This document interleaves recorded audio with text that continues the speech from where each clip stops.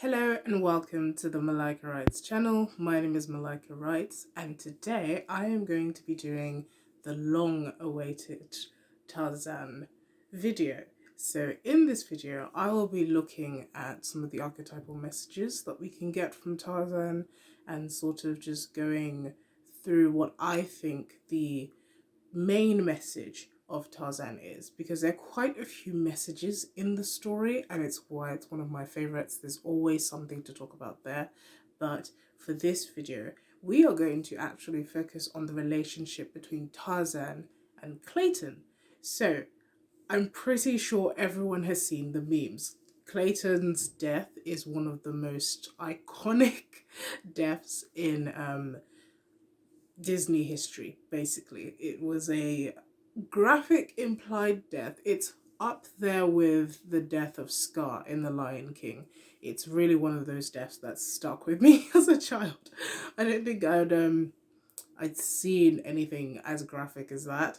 And the thing is, they don't even show you, but it's implied so well that even as a child, you could sort of get it. And the way I want to sort of proposition this argument that I'm about to make is that Tarzan and Clayton are sort of the same person. That sounds crazy, but this is kind of where I want to go with this. This is the hot take that I have on this video. So let's start off with Tarzan, our main character, and just run through the storyline for those of you who don't know it. So Tarzan takes place on the African continent in the Congo. It's the rainforest in the Congo, and it features this lord and lady. They've been shipwrecked and they come onto the shores of the Congo and they have an infant child with them. So they're stranded. They don't really have any help coming to them, but they manage to make a little hut for themselves, a little tree house for themselves, and they manage to look after their son. And it's all beautifully explained with this amazing song by Phil Collins, which I love. It's called Two Worlds, One Family, because during that sequence we're seeing Tarzan's family and we're seeing the ape family as well that Tarzan will mesh with later on. But obviously there's danger everywhere. They are in the wild, and so a jaguar comes and kills Tarzan's parents in one of the most memorable opening scenes of a children's movie. Bear in mind, there's a lot of death and violence in a children's movie.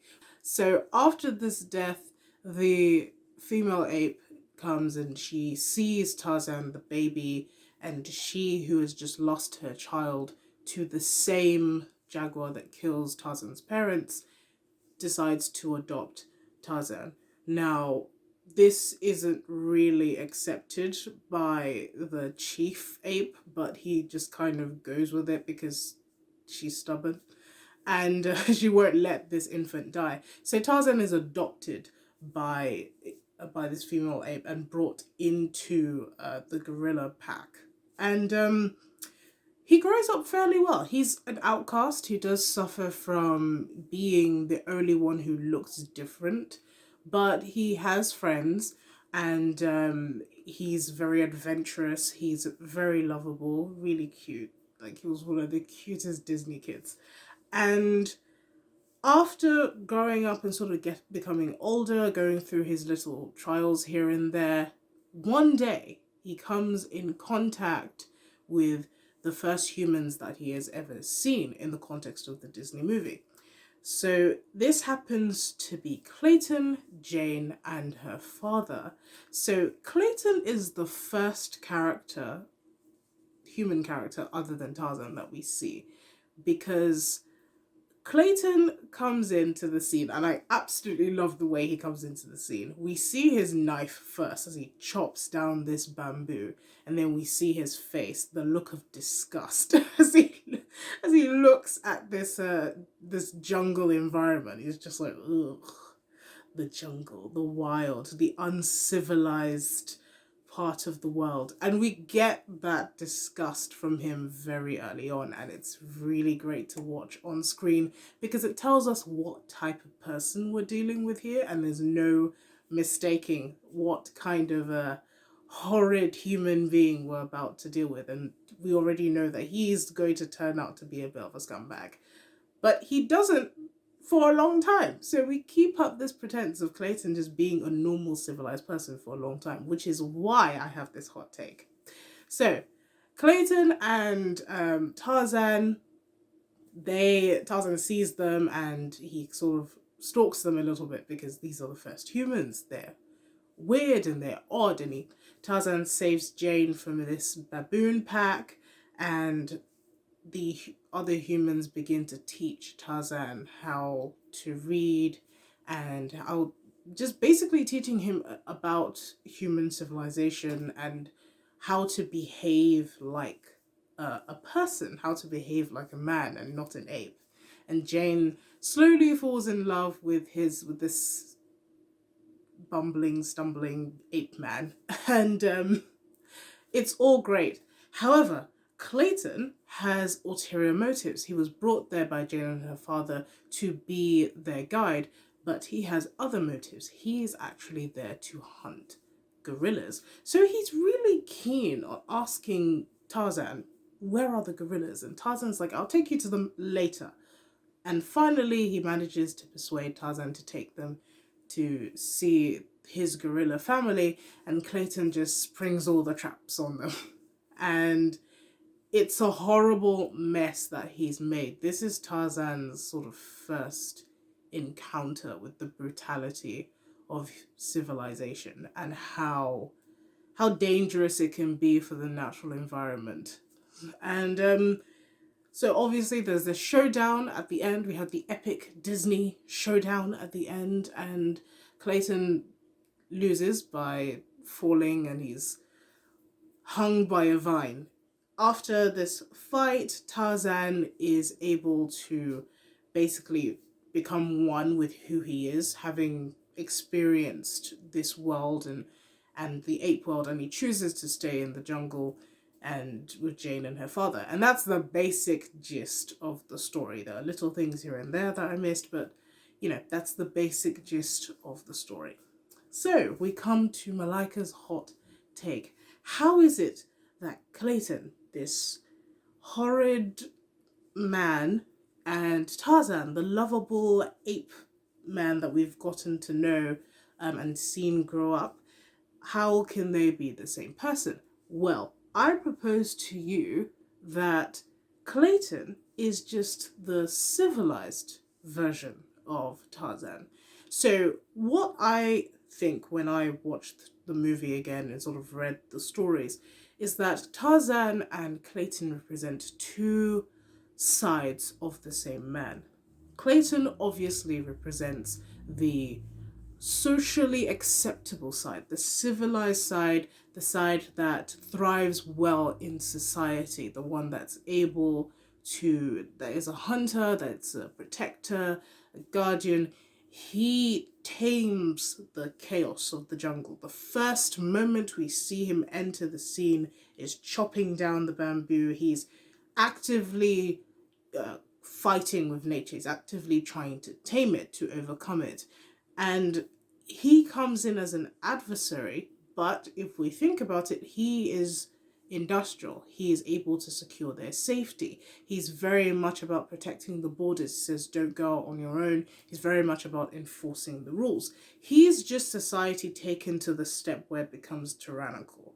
Now we have Tarzan, who is completely wild. He's basically a man ape, and he has no notion of civilization and how it's supposed to operate. He only knows about the system that the gorillas operate with.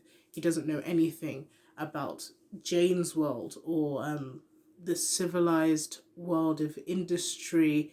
He's very much the natural wild man. So we could compare him to what Jung called the shadow self, which is all the things that we don't make use of because they would be uncivilized. They would be things that are not socially acceptable, things that would cause us to be rejected from the group which we need to survive. These are all the things that we keep in our subconscious. So I argue that Tarzan is the shadow self to Clayton's civilized self. Obviously, this is probably not a literal interpretation of the text. I'm just saying of the movie.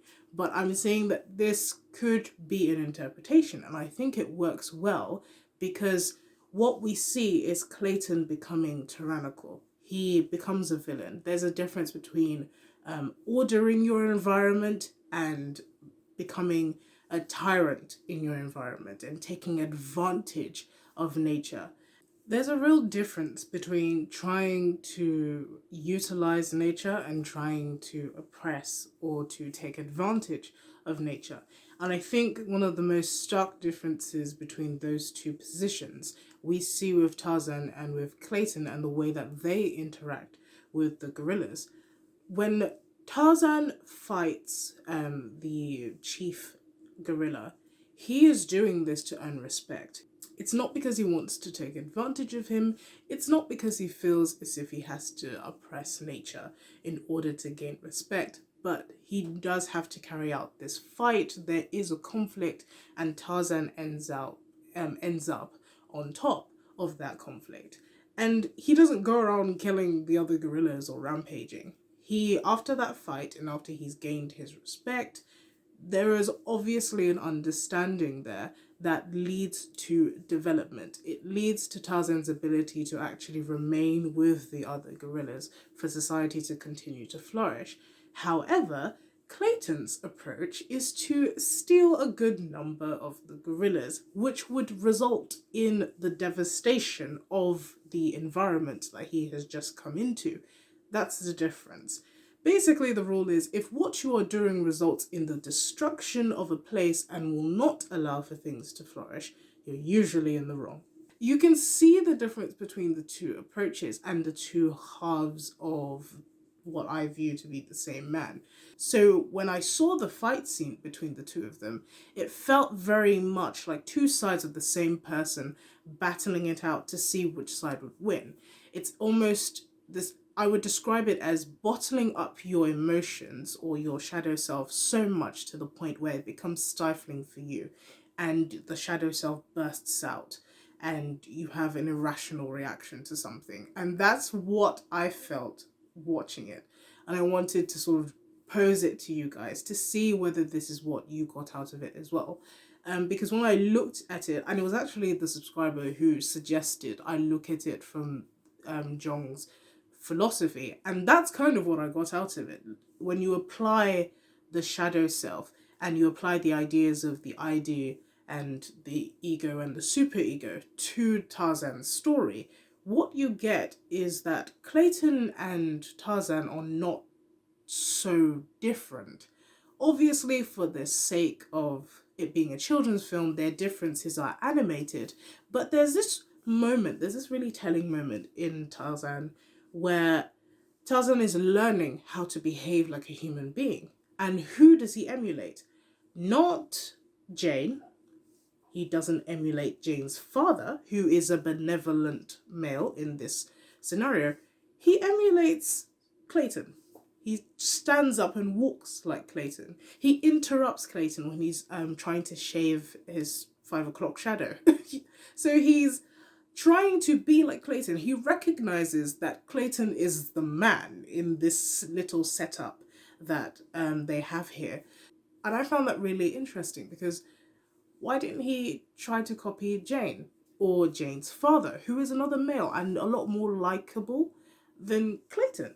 But Clayton is the one that he emulates. So I found that very interesting. I think it gives some credibility to this crazy claim that I've come up with. But let me know what you guys think. If you think that, yeah, Malika, I think you got this one wrong. Or if you think, actually, that might be an interesting idea and I'll go watch the movie and check it out. But anyway, let me know what you think in the comments section and I look forward to hearing your discussions. So thank you very much for watching this video. This has been the Malika Writes channel.